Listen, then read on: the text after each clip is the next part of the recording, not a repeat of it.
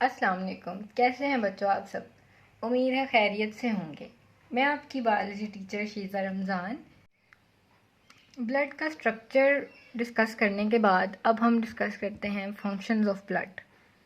Blood के structure में आपने देखा कि ब्लड जो है वो दो कंपोनेंट से मिलकर बना है, ब्लड प्लाज्मा और उसके ब्लड सेल्स। और हमने फर्दर डिटेल भी देख ली कि उनकी टाइप्स क्या हैं और उनके थोड़े बहुत फंक्शन। लेकिन एज अ होल ब्लड क्या फंक्शंस परफॉर्म करता है वो अब डिस्कस करते हैं। कुछ फंक्शंस की लिस्ट है जो आपकी बुक में दी गई है, तो उनको देखते हैं। फंक्शंस ऑफ ब्लड में एक उसका बड़ा अहम फंक्शन लिखा हुआ है जी, मेंटेन कोलॉइड ऑस्मोटिक प्रेशर। कि ब्लड जो है वो कोलॉइड ऑस्मोटिक प्रेशर मेंटेन करता है।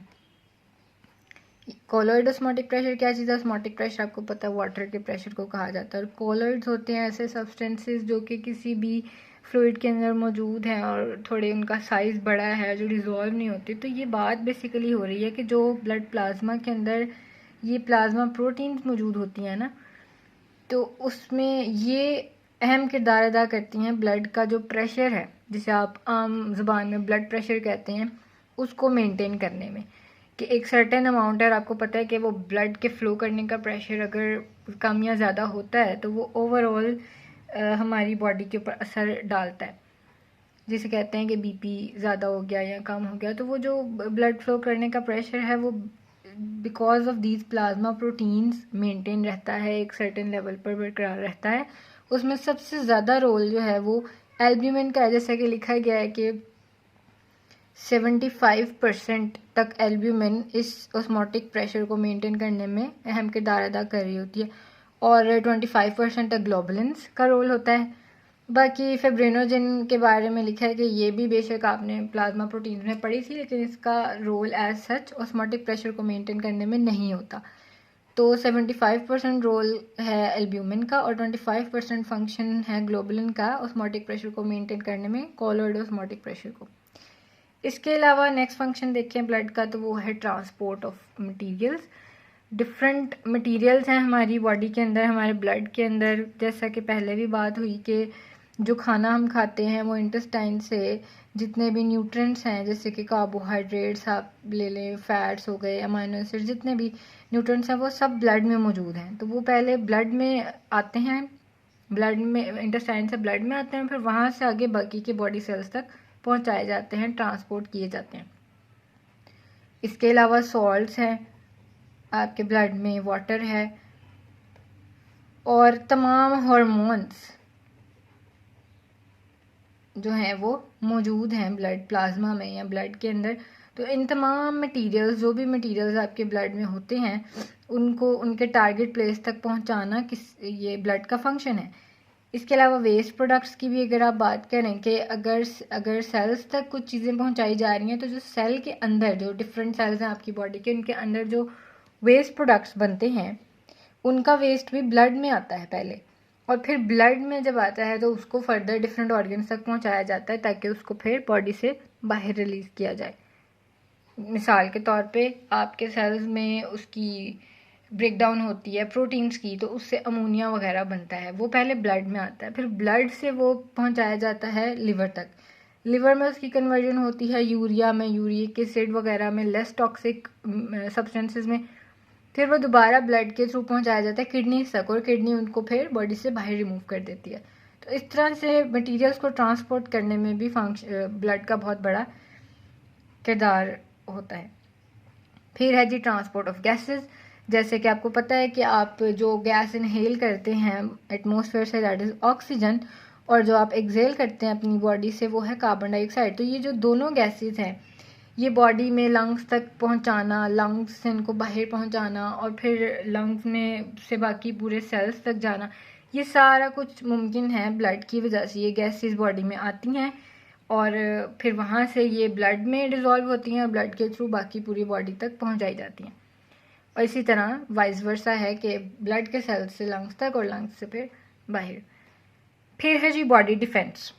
कि ब्लड का बहुत अहम फंक्शन है कि ये हमारी बॉडी की जो हिफाजती निज़ाम है, जिसे आप इम्यूनिटी कहते हैं या इम्यून सिस्टम भी कहते हैं, वो भी बना रहा होता है। तो वो किस तरह से बनता है ये भी हमने वाइट ब्लड सेल में थोड़ी डिटेल से पढ़ा था जी, कि जो हमारे WBCs हैं, वाइट ब्लड सेल्स हैं, उनका काम ही ये है, उनका फंक्शन ही ये है कि बाहर से आने वाले किसी भी माइक्रोब को, किसी भी माइक्रो ऑर्गेनिज्म को, बैक्टीरिया को, वायरस को, किसी भी टॉक्सिक सब्सटेंस को, कोई भी जो ऐसी हार्मफुल सब्सटेंसेस हैं जो बॉडी को नुकसान पहुंचा सकती हैं, ये white blood cells front line पे आके उनको कैप्चर करते हैं, उन्हें फैगोसाइटोस करते हैं, उनको किल कर देते हैं। डिफरेंट मैकेनिज्म्स हैं हर WBC के काम करने के। तो इस तरह से बॉडी की हिफाजत की जाती है इन टॉक्सिक मटेरियल से। दैट्स वाई हम कह सकते हैं कि ब्लड का एक फंक्शन, खून का एक फंक्शन ये भी है कि ये हमारी बॉडी को डिफेंस प्रोवाइड करता है, इम्यूनिटी प्रोवाइड करता है। इंटरफेरॉन और एंटीटॉक्सिन की फॉर्मेशन या ये मौजूद होना ब्लड में, ये भी सेम बात है ऑलमोस्ट, कि ये जो है आपकी वाइट ब्लड सेल्स ही या और डिफरेंट कंपोनेंट्स या आपकी बॉडी में प्रोटीन्स बना रहे होते हैं जिन्हें हम इंटरफेरॉन्स कहते हैं, या कुछ ऐसे केमिकल्स बना रहे होते हैं जिन्हें एंटीटॉक्सिन्स कहा जाता है।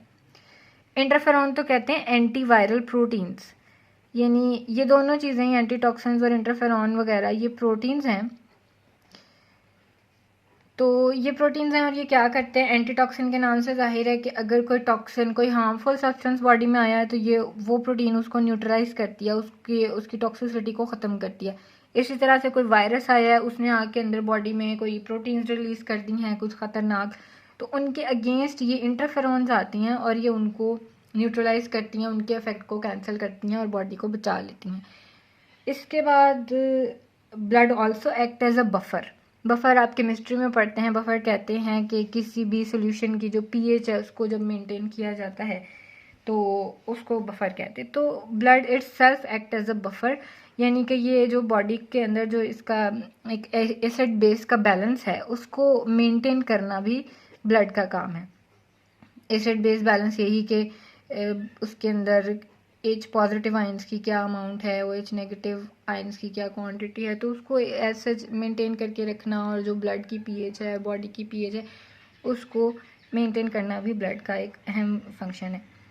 फिर हम देखते हैं blood also helps in homeostasis. Homeostasis कहा जाता है इंटरनल कंडीशंस जो बॉडी की हैं, बॉडी की इंटरनल कंडीशंस, अंदरूनी हालात को एक सर्टेन जगह पर मेंटेन रखना। मिसाल के तौर पे इंटरनल कंडीशंस में बहुत सारी कंडीशंस आती हैं, जैसे टेम्परेचर, सॉल्ट्स और वाटर की कंसंट्रेशन। एक आम मिसाल से इसको समझते हैं, जैसे कि जो बॉडी के बाहर का टेम्परेचर है वो चेंज होता रहता है, गर्मियाँ आती हैं तो गर्मी हो जाती है, सर्दियाँ आती है तो सर्दी हो जाती है, और लेकिन जो बॉडी का एक सर्टेन टेम्परेचर है वो उसकी एक अमाउंट मौजूद है, उसको वहीं पर फिक्स रखने में भी ब्लड का बड़ा अहम रोल है। इसके अलावा बॉडी के अंदर सॉल्ट्स और वाटर की कंसंट्रेशन की भी एक सर्टेन अमाउंट है कि ये इस अमाउंट से ज़्यादा या कम नहीं होने चाहिए, तो उनको भी मेंटेन करना, इनमें ये ब्लड बहुत अहम किरदार अदा करता है उन सबको मेंटेन करने में। इसलिए हम कह सकते हैं कि इंटरनल कंडीशंस को एक सर्टेन लेवल पर रखने में ब्लड का अहम रोल है, ये हेल्प करता है। फिर हम बात करते हैं जी एक्सचेंज ऑफ मटेरियल्स की, कि ब्लड जो है वो डिफरेंट मटेरियल्स के एक्सचेंज में भी हेल्प कर रहा होता है। वो कैसे, वो जैसे कि आपने कुछ खाया पिया है और जो इंटेस्टाइन में डिज़ोल्व हो गया, फिर वहाँ से मोस्टली मटेरियल्स जो हैं वो कैपिलरी का जो लेवल है, जो आपकी ब्लड वेसल्स हैं जिनमें आर्टरीज, वेन्स मौजूद इंक्लूड होती हैं, उनमें तीसरी कैटेगरी कैपिलरीज की है।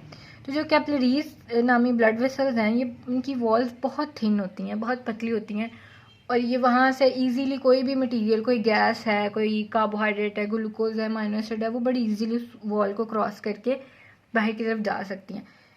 तो यही हमने पढ़ा था कि जब फूड डाइजेस्ट होता है तो वो भी आपकी इंटेस्टाइन से कैपिलरीज में पहले जाता है और फिर कैपिलरीज से आगे उसको डिफरेंट वेसल्स में भेज दिया जाता है। इसी तरह गैसेज हैं, अगर लंग्स में गैसेस एक्सचेंज हो रहा है, बाहर से हवा आई है, लंग्स में आई है, और फिर लंग्स में एल्विलाइज के लेवल पर वहाँ पे कैपिलरीज मौजूद हैं, तो जो गैस ऑक्सीजन है वो कैपिलरीज की वॉल को क्रॉस करती हैं और फिर वो ब्लड में आती हैं और फिर ब्लड के थ्रू वो आगे पहुँचाई जाती हैं। तो जो बेसिकली एक्सचेंज है मटेरियल्स का ब्लड में और ब्लड से डिफरेंट आप कह लें, आपकी बुक में लिखा है कैपिलरीज वर्सेस इंटरस्टिशियल फ्लूइड के सेल्स के दरमियान में जो फ्लूइड मौजूद होता है उनमें ये पॉसिबल होता है थ्रू कैपिलरी वॉल्स, वो इतनी थिन है और ब्लड के थ्रू ये मटेरियल एक्सचेंज हो रहा होता है एक जगह से दूसरी जगह। फिर मेंटेन इंटरनल इन्वायरमेंट की बात करते हैं। इंटरनल इन्वायरमेंट यानी वही बात कि बॉडी का जो अंदर का इन्वायरमेंट है उसको मेंटेन करने में ब्लड में बहुत सारे ऐसे सब्सटेंस, ऐसे केमिकल्स रिलीज होते हैं जो कि उसको एक सर्टेन लेवल पर मेंटेन रखते हैं। जैसे कि एग्जांपल दी गई हैं जी, हेपरिन आपके बेसोफिल्स वगैरह में से रिलीज होता है, हिस्टामिन है, बहुत सारे और इस तरह के सब्सटेंसेस हैं जो कि बॉडी के अंदर रिलीज होते रहते हैं और अंदर की जो कंडीशंस हैं उनको एक सर्टेन लेवल पर मेंटेन रखते हैं।